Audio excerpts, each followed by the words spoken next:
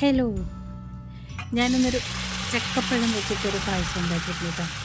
Super ടേസ്റ്റായൊരു ചക്കപ്പഴം പായസം, അടിപൊളി, നല്ല tasty ആയിട്ടുള്ളൊരു ചക്കപ്പഴത്തിൻ്റെ കാലമാണല്ലോ. നമുക്ക് എന്ത് വേണമെങ്കിലും ഉണ്ടാക്കാം. ചക്കപ്പഴം വരട്ടിയത്, പായസം, വെറുതെ ചക്കച്ചോള കഴിക്കാം. ഇനി ഇത് വെച്ച് മുളക് പൊടിയൊക്കെ ഉണ്ടാക്കും.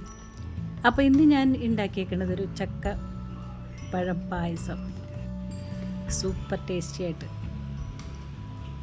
അതിനൊക്കെ വേണ്ടിയിട്ട് ഞാൻ കുറച്ച് ചക്കപ്പഴം എടുത്തിട്ടുണ്ട്.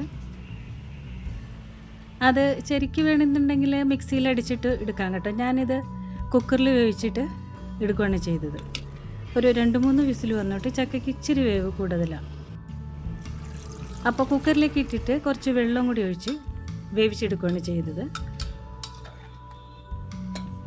2-3 വിസിൽ വന്നപ്പോഴത്തേക്കും വെന്ത് കിട്ടിയിട്ടുണ്ട് കേട്ടോ. ഇനി ഇത് വരട്ടിയെടുക്കണം. അപ്പോൾ ഒരു ഉരുളി അടുപ്പത്ത് വെച്ചിട്ട് നന്നായിട്ട് നല്ലോണം നെയ്യ് ഒഴിച്ച് കഴിഞ്ഞൊരു പ്രത്യേക ടേസ്റ്റായിട്ട്. അപ്പോൾ ഈ വേവിച്ച് വെച്ചിരിക്കുന്ന ചക്കക്കൂട്ട് ഇതിനകത്തേക്ക് ഇട്ടിട്ട് കുറച്ച് വെള്ളം ഉണ്ട്, അത് നല്ലോണം ഇളക്കി നമ്മൾ ഇങ്ങനെ നന്നായിട്ട് ഇളക്കി വരുമ്പോഴത്തേന് ഈ ചക്ക ഒന്ന് ഉടഞ്ഞ് കിട്ടും കേട്ടോ. നല്ലോണം വെന്ത ചക്കയാണല്ലോ. ഇങ്ങനെ ഇളക്കി കൊണ്ടിരുന്ന് കഴിഞ്ഞാൽ നന്നായിട്ട് വെന്തുടങ്ങിയിട്ട് ഈ വെള്ളം ഒന്ന് വറ്റി കിട്ടുന്നു. എന്നിട്ട് വേണം ശർക്കര പാനി ഒഴിക്കാനായിട്ട്. അപ്പോൾ നമ്മളിത് ഇളക്കും തോറും ആ ചക്ക ഇങ്ങനെ ഉടഞ്ഞ് നല്ല ഇതുപോലെ കിട്ടിക്കൊള്ളും. അപ്പോൾ ഏകദേശം വെള്ളമൊക്കെ വറ്റിയിട്ടുണ്ട്. എന്നാലും നമ്മളിങ്ങനെ കയ്യെ എടുക്കാതെ ഇളക്കിക്കൊണ്ടിരിക്കുക. അല്ലെങ്കിൽ അടി പിടിച്ചു കഴിഞ്ഞാൽ അതിൻ്റെ മൊത്തം ടേസ്റ്റ് അങ്ങ് മാറിപ്പോകും. വെള്ളമൊക്കെ വറ്റിയിട്ടുണ്ട്. ഇനി ശർക്കര ഞാനിവിടെ ഉരുക്കി അരിച്ച് വെച്ചിട്ടുണ്ട്. അതൊരു 1/2 കിലോ ശർക്കരയോടെ ഞാൻ എടുത്തിട്ടുണ്ട് കേട്ടോ. ഒരു വലിയ ഒരു ഉരുള ശർക്കരയില്ലേ, അതാണ്. അതൊഴിച്ചിട്ട് അതും ഇതുപോലെ ഒന്ന് വരട്ടിയെടുക്കണം. കുറച്ച് പണിയുണ്ട്. വരട്ടിയെടുക്കണതിന് നമുക്കൊരു ഇച്ചിരി നേരം വേണം.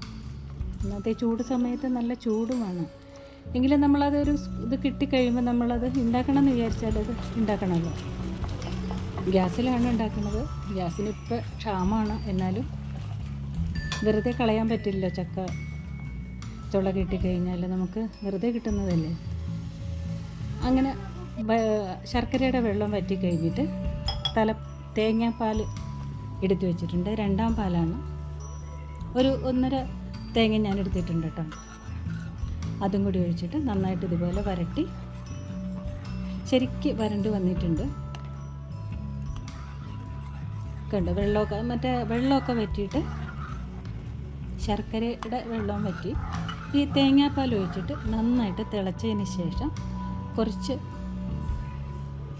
ചുക്ക് പൊടിച്ചതും ഏലക്ക പൊടിച്ചതും കൂടി ചേർത്തിട്ട് നമ്മുടെ ചെറിയ ജീരകം ഉണ്ടല്ലോ അതും കൂടി പൊടിച്ച് വെച്ചിട്ടുണ്ട്. അതും കൂടി ചേർത്തിട്ട് അതിനൊരു പ്രത്യേക വാസന സ്വാദുമാണ് കേട്ടോ. ഇതിൻ്റെ പൊടികളൊക്കെ ചേർത്ത് കഴിഞ്ഞാൽ നല്ല ടേസ്റ്റാണ്.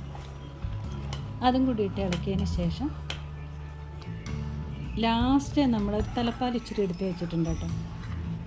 അപ്പോൾ അതിൻ്റെ ഇടയിൽ ചെറിയൊരു പഴത്തിൻ്റെ കട്ടകളൊക്കെ ഉണ്ട്. വേണമെങ്കിൽ അതിങ്ങനെ ഒന്ന് മിക്സിയിൽ അടിച്ചിട്ട് കഴിഞ്ഞാൽ നന്നായിട്ടിരിക്കും. പിന്നെ തേങ്ങാക്കൊത്ത് നെയ്യിൽ വറുത്തത് ഇട്ടിട്ടുണ്ട്. പിന്നെ കാഷ്നട്ട്, കിസ്മിസ് അതും കൂടി വറുത്തിട്ടുണ്ട്. അത് ഞാൻ വീഡിയോയിൽ എനിക്ക് കിട്ടിയിട്ടുണ്ടായിരുന്നു. അതും കൂട്ടിയിട്ട് ഇളക്കിയതിന് ശേഷം ഏകദേശം നല്ല പരുവത്തിലായി വന്നിട്ടുണ്ട്.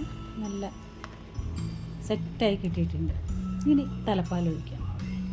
തലപ്പാലെന്ന് പറയുമ്പോൾ ഒരു 3/4 ഗ്ലാസ് തലപ്പാൽ ഞാൻ എടുത്ത് വെച്ചിട്ടുണ്ട്. ആ നാളികേരം പിഴിയുമ്പോൾ തന്നെയുള്ള ആ ഒരു പാലുണ്ടല്ലോ, അതൊരു 3/4 ഗ്ലാസ് എടുത്ത് വെച്ചിട്ട് ലാസ്റ്റ് ഒഴിച്ചിട്ടുണ്ട്. ഇനി നമുക്കത് ഗ്ലാസ്സിലേക്ക് പകർത്തി വയ്ക്കാം. ഒരു 4-5 ഗ്ലാസ് എനിക്ക് കിട്ടിയിട്ടുണ്ട് കേട്ടോ പായസം. അപ്പോൾ ഇന്നത്തെ എൻ്റെ റെസിപ്പി ചക്കപ്പഴം കൊണ്ടൊരു പായസം. നല്ല ടേസ്റ്റി ആയിട്ടുള്ളൊരു പായസമാണ്. ചക്കപ്പഴം കിട്ടുമ്പോൾ പായസമൊക്കെ ഉണ്ടാക്കി നോക്കണം കേട്ടോ. ചക്കപ്പഴം കഴിക്കാൻ മാത്രമല്ല, പായസം ഉണ്ടാക്കാം, ചക്ക പരട്ടിയത് ഉണ്ടാക്കാം. നിറച്ച് കാഷ്നട്ടും തേങ്ങാക്കൊത്തൊക്കെ ഇട്ട് നല്ല സൂപ്പർ ടേസ്റ്റായ ഒരു ചക്കപ്പഴ പായസം. ഇഷ്ടപ്പെട്ടോ? ഓക്കെ, ഇനി അടുത്തൊരു നല്ലൊരു റെസിപ്പിയായിട്ട് വരാം. Okay, thank you.